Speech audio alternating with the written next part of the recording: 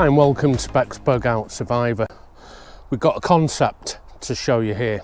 Now, if you are an avid watcher of all things bushcraft and survival on YouTube, bexbugoutsurvivor strives to find you a different approach to doing the same things. So this might not be your thing. And if that's the case and all you want to do is see something that's more familiar to you, don't subscribe to the channel, unsubscribe if you have to, and go watch something that's more familiar to you. But the question that was posed by a friend of mine who knew I was a prepper and kind of always scoffed at the idea, and then with everything that's happening in the world today, with world fires, famine, drought, rioting on the street, threat of nuclear war, there's never been a time more prevalent to get KIIT together. And you should have done this, by the way, months ago, if not years ago. You should have always had a pack ready to go. But he told me, I haven't got a bug out bag. Well, I said, what have you got? Because you're going to have to adapt from what you already have got in your arsenal. Have you got a sleeping bag? I've got a sleeping bag. I haven't got a bivvy and I haven't got a sleet sheet or a big Bergen. I said, what have you got in the way of camping gear? Because sometimes if all you're doing is being away for say 2 or 3 days, then a camping pack is more than adequate to bug out with. Because how many times have you just grabbed your tent and your sleeping bag and a stove, head torch, bits and pieces, and you've raided your larder for 2 or 3 days of food, and you put it on your back and gone out to a certain location you know that's pretty private, you're not going to be interrupted, flies, yeah, you're not going to be interrupted. Then what you've just done is wild camped with camping gear, and that's all you need. Now, the difference between a bug out bag and how the British Army do it is also completely different. Actually, the British Army do it better and yet simpler. It's called a CMO, which is complete equipment marching order. It's your basic minimum you'd have in your big Bergen that you put on. Here's the thing, inside that Bergen is going to be a form of shelter coming in the form of a bivvy bag and a sleet sheet. We call them bashers here in the UK. And a form of insulation, which will be your sleeping bag, which will be dedicated to the environment and temperatures of your operation at the time. So you'd have to modulate that to your season. What else?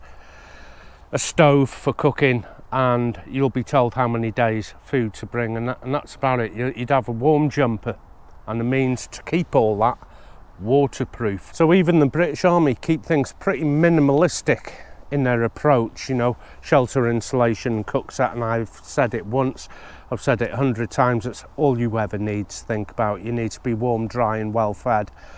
Anything else after that is a luxury. So, you know, you'd survive with shelter, insulation and cookset. Obviously that includes the water and the food when I say cookset, and the means to cook in.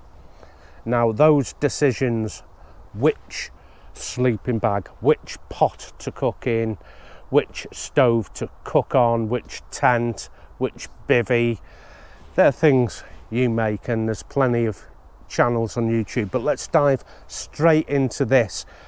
I am adapting regular camping kit and seeing what can be modulated as a grab bag for a bug out. Here's where people are going to get very upset with me, because my bug out is very minimalistic and I have a very minimalistic approach, whether it's camping, bugging out, doesn't matter what it is.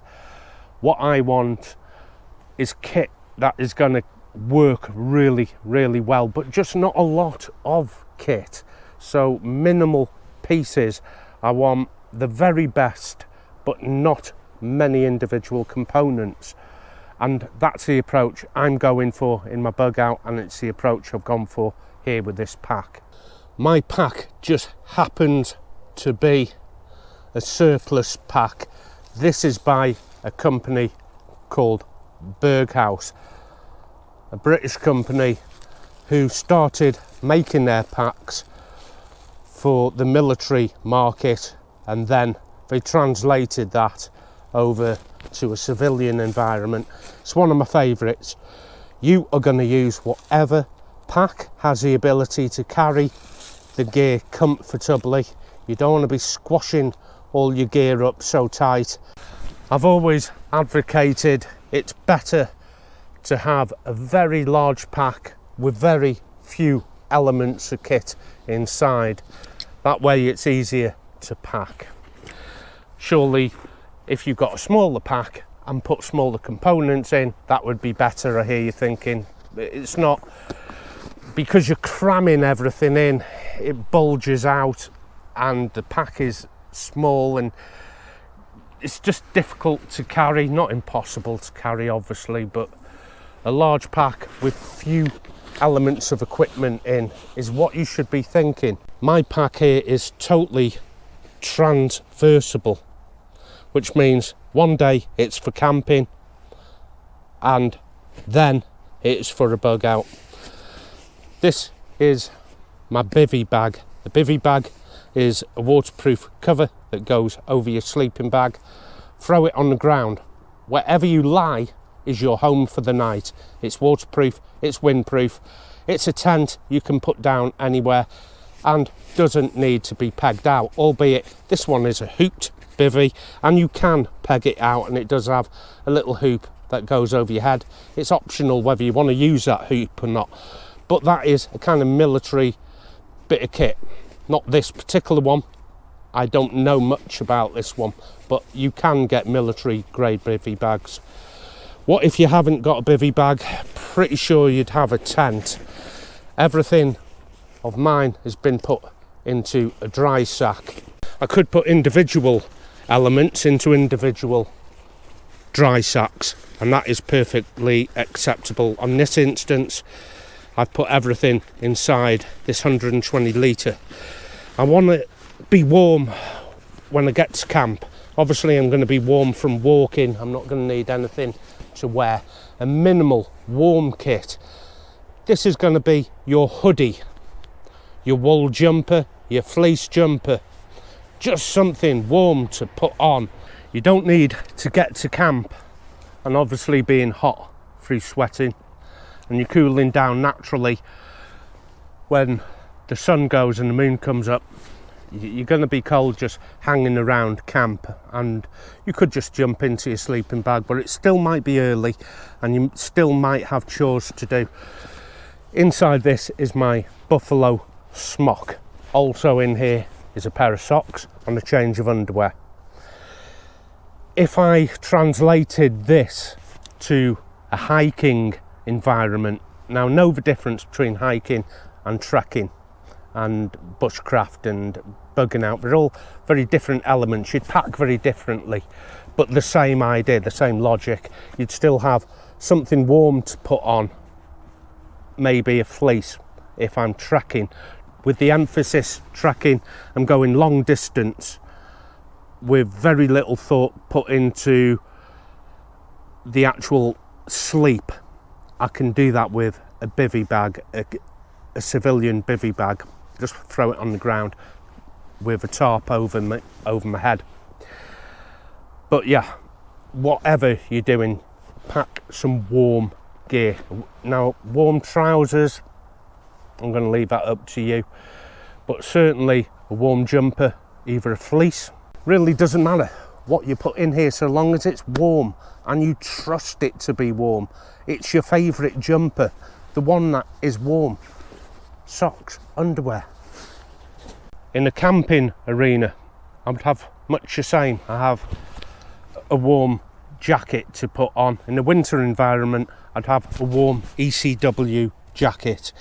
For trekking, I had to pinch, my wife's jacket, a lovely little trespass, very, very lightweight for trekking. Remember the emphasis, putting down the miles, lightweight pack, very, very, very basic, simple sleeping arrangement, because you're not in it for long. It's just the duration you're asleep, and then roll it up, pack it away, and you're off again. As we're hiking, a night hike, or not so much trekking, a night camp, you kind of bed down early. As soon as you get to camp, your tent is up for a longer period of time, right through till mid-morning, afternoon. It's more of a camp. As we're trekking, you're packing down. As soon as your eyes open, you have your cup of tea and gone. A tent. Now my tent is minus the poles, which I carry separately, yet still in the same bag. So I can afford just to loose fill it into a stuff sack. Now this is a stuff sack that this tent actually comes with on a drawstring, and it does have the ability there to click in and make it all compact, the kind of tent shape you'd expect a tent to be. For me, it's loose like that, just sits in the pack. So that is my shelter for the night. So I'm going to be dry for the night. In here is a sleeping bag. This is my Fexka sleeping bag. On its own, comfort -10. Marry that up with the outer bag and bivvy bag, you got -25. So far, these are camping related elements, which you then adapt to how many days out you're going to do. 3 days, I want 3 days of food in here, unless I can find a shop, but we are talking about a grid down situation. There won't be a shop. You've got to bring your food with you. By the way, here's the poles. They just slide down separate. But if I want to put my food in here 3 days, this tent has just eaten up the space where food would go. So I transfer perhaps the pegs and poles to this, roll it up, and this is going to sit on top of the pack under the lid.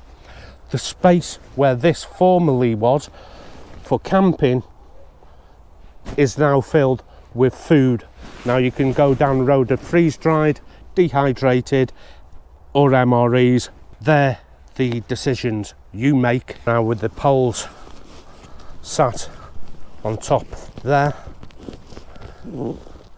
the stuff sack now becomes a more familiar tent sack. This is what's going to sit under the lid. That's more familiar to you. Now the space in the pack that was formerly taken up with the tent is empty. In that space I would allocate the required amount of days of food, even tinned food. I would transfer tinned food to mylar bags for ease of transportation. Sometimes I get it in the neck. Well, you bring in the tin food, but putting them in mylar bags, you know, the type that you get your coffee in and you transfer it to your glass jar, them type. And they say, why don't you just carry the tins? They're only 50 grams. Big misconception there with having that kind of opinion is that I'm concerned about a 50-gram weight of tin. It's not. I'm not concerned at all about carrying the 50 grams. If you transfer tin food into these mylar bags, they stack a lot better. You can put one on top of the other, they squeeze into the shape you want into your pack. So when you think you know it all and you're having a little bitch about things that I'm doing on the channel, first of all, you can ask, you know, why? Rather than go straight in with an assumption of what's happening and then bitching about it, because you'll evidently be wrong. Warm kit I'm going to put straight on top of my sleeping bag, so it's all insulation. In here, 90 litre pack, I have at least half of that, 45 litres, available for additional food. Remember, all I want to do is be warm, dry, well fed. Now remember, in this scenario, the guy doesn't have surplus kit, but he does have camping kit that would travel under the lid of the pack. And it is one of my preferred methods, which is why I don't do bug out bag build videos. I've got one called surplus only. Now that is going to be the closest thing that you'll be aware of from other channels, where everything is very militaristic, has a very tactical appearance about it. All I've done in my case is switched out a tent, which is always in the pack, always loose without the pegs. I pull that out of my pack, I put in a much lighter bivvy. Now I can travel quicker and perhaps further in the same amount of time as having the tent. Everything else in here is still camping related. In that spot where the tent went, I have a diddy bag which is full of freeze-dried food. I used to do the MREs because they were cheap. They are no longer cheap, and the freeze-dried food is actually comparable now in price to MREs, yet at about 1/10 of the weight. So of course I'm going to choose freeze-dried food instead of the army issue MREs. I chose army issue MREs just because I had so many of them, a whole pallet full, you know, and it lasted years. But now they're dwindling, and freeze-dried food, a £5 a pouch, you can get them for now, and it's a just add hot water affair. So now my stove set is smaller to accommodate freeze-dried food, exactly like camping and exactly like hyperlight camping. I just choose something I can boil water with. Now I'm going to let you make that decision. I'm not going to get into arguments of what stove and pot you need. If you are wondering what stove I would use for hyperlight camping, I've done videos on that and they'll be on the channel for you to find. The stove, again, is overkill for bug out, but remember, this is my camping pack that I can quickly modulate to become a bug out bag using camp kit for people who just haven't got all the bug out gear and yet they have camping gear. I've even got that. Not necessary. This is for camping, not necessary for a bug out. All I need to do is have the ability to boil water. I pour the water over the content of the freeze-dried food. As you can see, it's overkill, total overkill. This is for camping, where I can stop off at a shop and just get regular food into that, pastas, rice, something from a tin, and mix it all in, and that is great for camping. So that would have to come out, and I'd put a suitable stove in there. Why is it in a plastic bag? Trying to put the stove in with that neoprene sleeve around the pot, the friction makes it incredibly difficult. Just pop it in a little plastic bag like that and you've lost the friction, slides straight in. You need a form of insulation to lie on. Now this is to prevent conduction. You might have a really warm sleeping bag and you put it on cold ground. It doesn't matter how warm your sleeping bag is, you're going to be cold because the ground will suck your body heat out. That's called conduction. So a pad, you can go down the road here of a foam roll pad or an air pad, or as I do, a combination of both. Sometimes put an air pad in that pack as well, and the foam is an auxiliary to boost warmth and protect against punctures. So again, they're decisions you make, but can a bug out bag be built from camping gear? Yeah, of course it can. The only modular thing to this pack is I have changed a tent to a bivvy bag. Bivvy bags, get one now. Look on eBay, pick them up 30-40 quid. Doesn't matter how fancy they are, it's a waterproof shell that goes over your sleeping bag. It'll enable you to sleep anywhere. Could I pitch a tent right where I am? Of course I could, but what if I haven't got the suitability to do so? Then a bivvy bag will, because you don't need to peg it out and it needs a smaller footprint. It's lower to the ground, you're going to be noticed a lot less. What about water carries? We've covered this in a different video, whether you should carry water on your shoulders, on your hips, in the pouches, on your pack, on a bum bag, round the front on an LRRP, in a bladder. Again, there's multiple ways you can carry water. You only want to carry enough water for the one day. 2 litres minimum for me. As a tracker, 1 litre, because I've got a map and I can see where the next water source is. All I have to do is walk to it and filter it. Again, know the difference between hiking, trekking, bushcraft, bug out, because each are packed differently with a different requirement. This is totally different. This is, can I use camping kit for bugging out? Bugging out 3 days. You've got everything you need here. The $1 million question. I've got 3 days here. What if whatever natural or unnatural disaster occurs and the duration of this disaster is a lot more than 3 days? What if it's 3 months, 6 months? What if it's 3 years?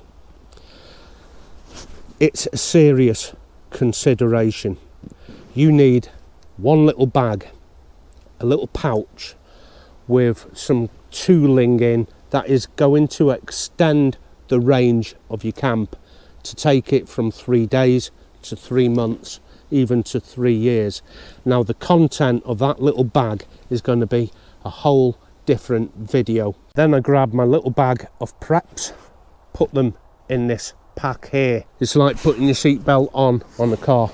I hope I'm not going to need them, but if I do have that crash, I'm safe. I've got a seatbelt. In this instance, a little bag of preps that extend the range of the kit I've already got here. I did start out with a bug out bag build from British Army surplus with the basher, sleeping bag, the bivvy, what else did I have? Warm kit, and I've spoken about that. All in all, for the same achievements, the same goal: shelter, insulation, cook set, being warm, dry, well fed. I've got exactly the same here, which is my preference to having exactly the same shelter, insulation, cook set, but in a military pack, and that military pack has many more kilos to do the same job. So for me, this is my bug out bag. I take the tent out, I'll swap it for that bivvy. I'll take that stove out and I'll swap it for a water boiler. And I don't care what little pot and stove you use for that, it just needs the capability to boil water.